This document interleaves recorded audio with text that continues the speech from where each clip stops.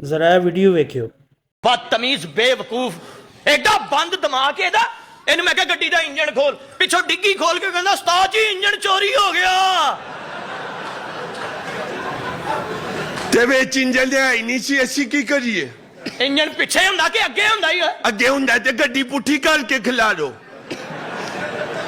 तुहानू नहीं पता शगिर्द गड्डी अल जा रही है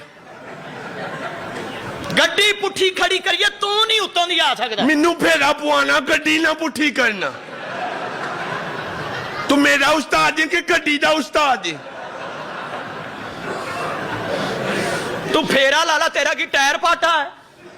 बदतमीज आदमी एडा बेवकूफ है मार्केट च कबाड़ी आया लोया खरीदन आके कहंदा लोया वेच ऐलानती ने सारे हजार वेचते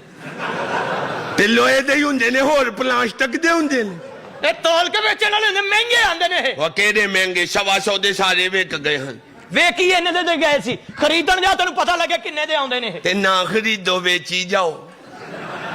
अकल बड़ी के बकरा कुछ नहीं वड्डा तेरा सिर्फ मुंह वड्डा है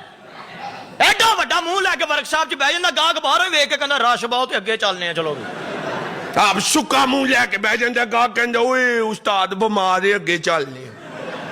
एडा वड्डा मुंह है नाई को शेप कराउण गया नाई अद्धी शेप करके बह गया मैं क्या की होया कहंदा भाई एडा मुंह है उस तरह गर्म हो गया है